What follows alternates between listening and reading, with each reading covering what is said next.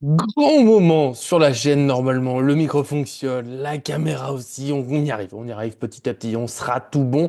C'est surtout et aussi un grand moment puisque c'est le retour de l'analyse en images. Ça faisait très longtemps, je ne suis pas sûr de la dernière, je peux pas la citer de tête et j'en suis désolé, mais bon, avec le mercato des matchs tous les 3 jours, c'était très difficile à caler.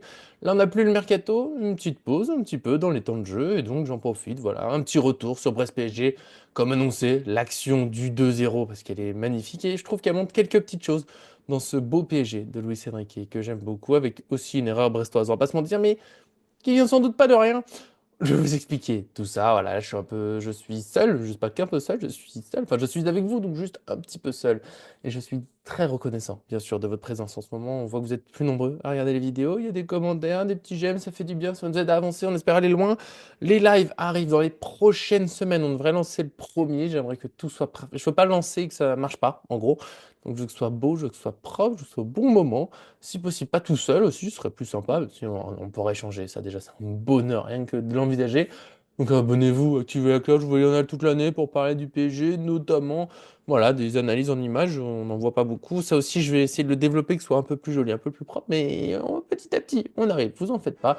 Comme vous en faites pas, c'est parti pour cette analyse Brest-PSG, le premier but de Dembélé.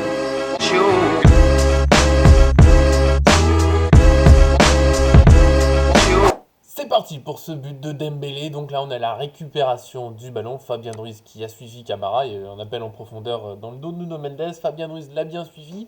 Et j'en profite pour dire que Ruiz fait plutôt un bon match. Toujours pas magique. On en parle ça dans le débrief d'hier avec Laouni. Si vous ne l'avez pas vu, je vous irez voir ça. Soit vous mettez pause maintenant, vous allez le voir, vous revenez. Soit vous allez le voir juste après. C'est vrai que je vais parler de ce qu'on a dit hier. Et donc le fait que Ruiz, c'est pas un joueur magique, il manque des actions un peu voilà, qui marquent les esprits, comme Vitinha qui traverse le milieu de terrain ou des choses comme ça. Mais il fait pas des si mauvais matchs que ça. Il a eu une mauvaise période, là il est pas mal en ce moment. Contre Brest, il était correct. Bon, il y a quelques ballons perdus, mais c'est un peu le cas de tout le monde face au pressing, il y a un terrain compliqué. Et là, il a bien fait la couverture, il reste très serein puisqu'il a Camara qui est dans son dos, petite feinte gauche, droite, machin, et finalement il relance le long de la ligne sur Nuno Mendes. Et j'en profite pour souligner voilà, le style de jeu, Luis Enrique, l'occupation de l'espace, avoir plein de possibilités sans trop se marcher dessus. On a les défenseurs qui sont relativement écartés avec le pressing de Brest, un joueur par défenseur. Sauf qu'il y a un tout petit retard ici. Voilà. Neves, il va avoir cet espace, c'est trop. Cela, Nuno Mendes est présent, mais il ne peut pas se retourner. Et côté parisien, après il y a Neves, il y a Vitinha qui est là, Doué. Barcola, Doué d'ailleurs qui était plus ou moins il est droit, là il est dans l'axe. Bon, voilà, ça c'est le Lucien Enrique, ça bouge dans tous les sens. Ça doit pas aider Brest non plus dans son pressing, en tout cas beaucoup de présence sans se marcher dessus, en ayant plein d'options possibles, et notamment la possibilité de jouer très vite. Ce que je trouve fort là, c'est remise sur Neves. Neves, il va jouer en l'air sur Barcola. Et là, pendant sa passe, et c'est aussi ce que j'aime dans ce PSG très mobile, hein, on parle beaucoup des changements de place, mais il y a aussi le fait que voilà, il y a toujours des joueurs en action. Un Neves, par exemple, qui s'arrête jamais après une passe. Là, c'est Nuno Mendes. Après sa passe, déjà, il démarre un peu vers l'avant. Neves aussi va repartir et Barcola pourra rejouer sur Nuno Mendes qui ensuite trouvera Neves sous le pressing. Et au milieu de tout ça, j'enlève un petit peu des dessins, je vais changer de couleur. Il y a le joueur de Brest ici qui va se retourner doucement. Alors c'est là où Brest aurait sans doute pu mieux faire sur section. On en parlera notamment à la fin, bien sûr, sur le dribble de Dembélé, il y avait mieux à faire. Mais je pense qu'il y a aussi un Brest qui est fatigué. On est en fin de mi-temps, en 44e minute.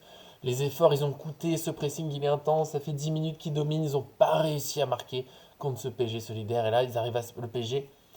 J'en parlerai encore en conclusion, mais le style de jeu ne change pas. Même si c'est un peu dur, on continue. On cherche les passes courtes. On veut ressortir proprement. On veut fatiguer l'adversaire.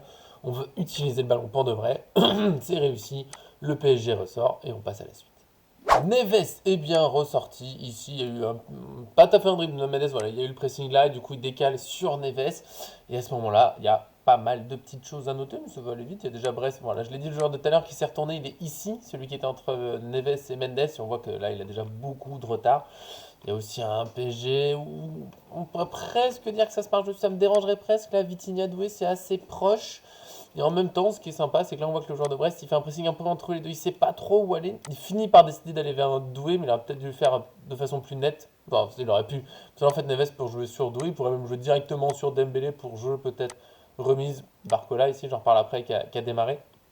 Ouais, il y a pas mal d'options, mais le joueur de Brest qui est un peu perdu, il sait pas trop où aller. Là, finalement, par là-bas. Vitinha, du coup, qui, on va dire, fait un peu illusion. Neves va pas l'utiliser. Il aurait pu bon, faire une passe puis repartir, mais pas besoin. Il a vu Hakimi, démarrage de l'autre côté. Il va passer devant Vitinha, qui lui fait bien le signe, vas-y, je touche pas la balle, et hop, j'envoie de l'autre côté sur Hakimi. Et c'est là, je vais parler de l'autre petit point, c'est que le PSG a galéré pendant 10 minutes, c'est dur, mais on a confiance, notre style de jeu, on relance court, et quand on peut sortir, on y va. Je sais qu'il y a cette rumeur que le PSG n'a pas le droit de jouer en transition et autres. Mais la transition, pour la faire, faut que l'adversaire soit haut. Tu peux pas jouer en transition quand l'adversaire monte pas. Il y a eu pas mal de matchs où c'était reproché ce manque de transition contre des adversaires qui contre-attaquaient peut-être 2 ou 3 joueurs, les 8 autres, 8 7 autres restaient derrière et il n'y a pas de contre-attaque possible. Là, Brest a fait le choix d'aller presser haut. Le PSG a eu des difficultés, forcément. Ça fait partie de jouer court face au pressing. Ça permet aussi de faire monter l'adversaire qui est très haut. Et quand on arrive à sortir, et bah après ça va très vite. Il y a Hakimi qui se projette, il y a Nuno Mendes qui se projette, il y a Barcola qui se projette, Doué après ça va aller vite, Dembélé sera là, Neves va suivre l'action. Ça va très vite. Et pour Brest, fin de mi-temps, face à ce jeu de possession qui demande de faire beaucoup d'efforts de courir, on sent que ça c'est un peu dur. Là, il a du mal à revenir. On verra à la fin de l'action que eux sont en retard aussi sur Barcola et Mendes alors qu'ils partent à peu près du même endroit. C'est dur là pour Brest à ce moment-là, fin de mi-temps. Alors que le PSG, voilà, on parle souvent de cette infirmerie qui est relativement vide, assez souvent quand même. Il y a Zaïre Emery qui a pris un coup, il y a très peu de blessures musculaires au PSG en ce moment. Et il y a aussi un état de forme impressionnant, l'intensité qu'il met dans le pressing pendant quasiment tout le match. Et cette capacité, là, fin de mi-temps, à aller faire cette course, bah, tout le monde va partir très vite, trop vite pour l'adversaire. Brest qui est aussi pas un club habitué peut-être au plus haut niveau, je veux pas je sais pas où ils en sont. Ça, mais là on voit que voilà, c'est fatigué et le PSG gagne, se défait du pressing avec son style de jeu, avec sa confiance. Et ensuite ça va aller trop vite. Là, ça va aller très vite. Hakimi a joué avec Dembélé qui était à côté de lui. Je ne la trouve pas absolument nécessaire cette passe, à part que Dembélé peut perforer. C'est sympa de voilà, mettre le joueur dribbleur percutant qui a le ballon, le latéral qui peut déborder. Mais c'est vrai que Dembélé aurait peut-être pu rester un peu plus axial à la base. Doué aurait pu partir. Pas mal d'options, mais pourquoi pas. Ce PSG qui occupe ah, encore, ce que je disais, hein, donc Nuno Mendes et Barcola qui ont de l'avance sur lui, qui était au même niveau qu'eux à la base, mais c'est loin, même s'ils ils vont pas toucher la balle, donc ils vont pas servir directement, mais je le dis souvent, les joueurs qui ne touchent pas la balle sont quand même très utiles. Ici, je pense notamment à Doué, qui est au milieu, qui forcément occupe la défense, lui, il peut pas vraiment resserrer tout de suite. Le danger principal, c'est Noax. On en reparlera après, parce qu'on dirait qu'il oublie ça plus tard, mais là, il y a une logique à ce qui reste plutôt vers là, il peut pas les resserrer, laisser Doué, puis les autres joueurs en second poteau tout seul. Faut laisser du monde dans l'axe. C'est pour ça aussi que c'est important qu'ils soient là, parce que sinon on pourrait se dire, ouais, je les cale, et puis il y aura lui, et ça va aller, mais non, ils sont là, second poteau. Occupation du PSG sur toute la largeur, qui a un temps d'avance. Hakimi aussi va venir sur le côté. Ce sera très important après, donc je le disais, ça se projette très vite, hein. Il y a toute cette ligne 4 joueurs, presque c'est une ligne de 5 avec Hakimi, Neves qui poursuit son action. Et que Vitinha qui est pas venu, peut-être une part de prudence. Et de toute façon, il y a déjà un PSG en supériorité numérique, hein. Là, il y a... Enfin, supériorité numérique. Presque. Parce qu'il y a autant de joueurs de côté, mais eux, ils ont de l'avance. La deuxième ligne, on va dire. Et on va voir que ça sera trop. Voilà, je vais vous montrer cette occupation de tout l'espace. Doué qui est dans l'axe. Là, c'est très important pour l'instant. Il occupe les défenses. Et donc Dembélé qui va percuter par là. Le classique Hakimi, il s'arrête jamais.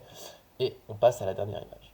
Déjà à la fin de cette action, avec comme je le disais, point essentiel, l'occupation de la surface. Là, on est à 5 jeux. Alors, oui, j'ai analysé, je suis en train de m'embêter à vous faire une ligne. Il y a la ligne de la surface. En fait, ça sert à ça, hein. Enfin, ça sert pas à ça, mais là, on la voit bien. Dans la surface, c'est facile.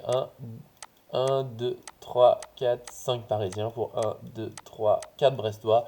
C'est un souci, même si lui, il revient, mais il a du retard. Encore plus quand on connaît Dembélé. D'ailleurs, il ne pourra absolument pas intervenir sur la situation.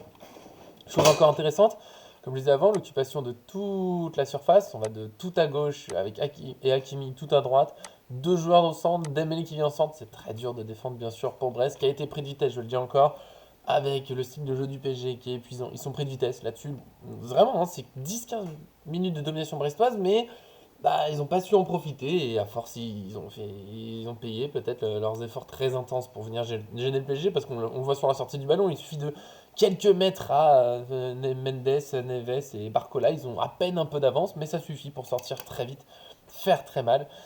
Et là on va parler de... Bon, le PSG joue très bien le coup, et Brest on va dire il y a de la fatigue, il y a peut-être un manque d'expérience et puis bon bah, qualité, même si tout le respect pour les joueurs de Ligue 1 qui sont bien sûr très forts, tous, il faut l'avoir en tête.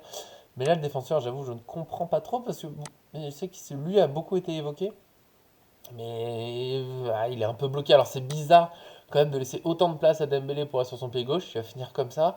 Surtout le Dembélé de cette saison qui, en ce moment, qui est clinique, en super confiance. C'est bizarre de le laisser les tirer. En même temps, s'il va un peu plus par là, bah, Dembélé n'est pas que gaucher, il peut tirer de son pied droit, il peut aussi crocheter, il crochette très vite. Il peut finir pied droit sans souci, donc il peut crocheter et aller finir. Il peut aussi très simplement décaler Hakimi qui peut finir ou aller servir deuxième poteau peut-être à un Barcola qui serait face au but.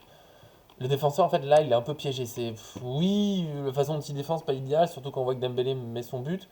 Mais il s'attend. Et d'ailleurs, on le voit, j'ai pas mis l'image parce que ça fait une image juste pour ça, mais juste après, quand il y a le but de Dembélé, lui, je crois que c'est Aïdara, du coup, s'énerve énormément sur là, ça doit être Koulibaly. Il s'énerve sur lui. Pour de vrai, il dit mais pourquoi t'es aussi loin? Et je comprends parce que là, le comportement, je crois que c'est Koulibaly, mais je vais pas dire de bêtises, mais en tout cas, le défenseur brestois, ça c'est sûr, il est assez étrange. Il s'arrête pour, je sais pas, comme s'il se méfiait de Doué, ce que je peux comprendre à la base dans l'action. Avant, ce Doué était en train d'avancer, mais là, Doué s'arrête clairement.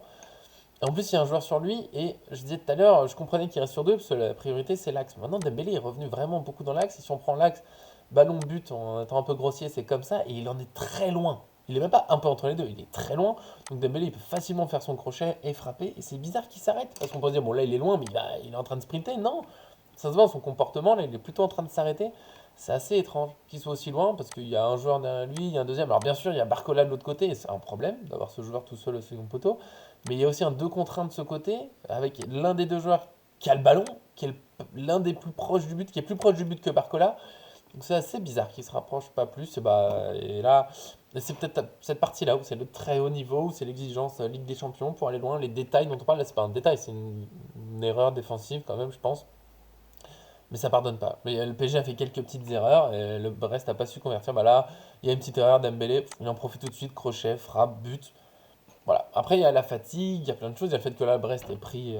C'est terrible de finir à 4 contre 5 dans la surface. C'est terrible pour Brest. Et voilà, c'est ce PSG. Alors, je vois maintenant depuis quelques jours que le PSG s'est transformé en janvier. C'est complètement différent. Alors, il y a quelques détails dans le jeu qui ont changé. Voilà, je vois pas une révolution par rapport à ce qu'on voyait pendant l'automne. Alors, peut-être plus de transition parfois. Je suis même pas sûr. C'est surtout plus efficace parce que cette même action en novembre, peut-être que Dembélé il tire un peu à côté ou il tire au-dessus. Voilà, là c'est plus efficace, même si le PSG aurait pu faire encore mieux sur ce match, je pense, mais 3 buts c'est déjà pas mal. Voilà, ce PSG fait très très mal et tant qu'il gardera cette confiance face au but, sera une machine. J'espère que ça va continuer très longtemps. En tout cas, comme je l'ai souligné hier, il y a une confiance dans le jeu, il y a un style de jeu installé. Parfois, ça peut être un peu, on va dire, pas rigolo à regarder, la possession de balle. Parfois, on aimerait que ça aille plus vite. Mais il faut aussi avoir en tête que ça fatigue l'adversaire de devoir courir après. Il a fatigue dans les jambes, fatigue mentale, il faut toujours prendre l'info. Les joueurs, ils bougent dans tous les sens. Je l'ai dit, la Doué à la base, il est ailier droit, il finit dans l'axe. Dembélé, il est là.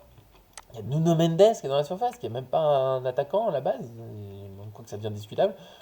Donc voilà, c'est très fatigant. Bravo à Luis Enrique, aux joueurs pour leur travail, pour leur confiance, parce que dans ce pressing pendant 10-15 minutes, c'est dur. On pourrait juste finir par faire une bêtise, s'agacer. Dans le PSG, il continue à jouer, il croit en son jeu, ça donne ça me fait plaisir. Et je suis déjà impatient de vous retrouver. J'en profite très vite pour dire, bah oui, on se retrouve vendredi, Toulouse-PSG, déjà l'avant-match, parce que le match est samedi. J'espère qu'on sera plusieurs, bien sûr, pour parler de tout ça. Là, vous le voyez, dans le son un peu mieux que les dernières vidéos. Le son a fini par être moins bon que dans l'intro, parce que mon micro, il y a encore un petit souci. Le câble, maintenant c'est bon, je l'ai acheté, je l'ai pris, il est là. Maintenant, c'est un souci de connexion. Je commence à me poser des questions sur l'unité centrale. Je dois régler tout ça. Je veux régler tout ça. Après, on arrive sur des lives. Normalement, j'aimerais bien que ce soit pour les huitièmes finales Ligue des Champions, le tirage ou le match aller directement. Se caler un live, ça sera peut-être dans l'après-midi. Je pense que ce sera plutôt comme ça. Vous me direz si ça vous va. Sinon, on essaiera de s'adapter. Mais moi, en gros, je peux en journée. D'autres peuvent le soir. Donc, on verra comment ça se trouve. Il y en aura plusieurs. Des avec moi, des avec sans moi. Et puis oui, je sais, là, les images, c'est un peu rudimentaire. Ça va s'améliorer, mais je l'ai en tête. Ma priorité, c'est le son. Maintenant que la cam, c'est bon, même si là, vous ne me voyez plus, je le redis, pour ces rubriques, je trouve que c'est pas utile. Peut-être pour la fin, je pourrais me remettre face à la cam. Mais voilà, vous me dites si vous voulez me revoir ou pas, si je me mets dans un coin tout le long, un petit coin ou de l'image. Là, je vous le dessine un petit. Hop, j'aurais pu être là, par exemple. Mais bon, voilà, je vous le dis, il y a plein d'avancées. Là, c'est régler ce petit problème des micros qui m'agace. Ensuite, le live. Ensuite, un logiciel un peu plus joli pour ces analyses en images. Et c'est un grand plaisir de les faire, mais ça prend beaucoup de temps. Je vous le cache pas aussi, là, c'est la troisième fois que j'enregistre en complet. C'est le cinquième essai à cause du son. Voilà, pas mal de petits soucis. Je suis content d'être arrivé au bout. Je vous aime, je vous adore. Vraiment, merci pour votre soutien. C'est un bonheur. On espère continuer à grandir tous ensemble. Merci à tous. Je vous dis à très bientôt sur cette chaîne.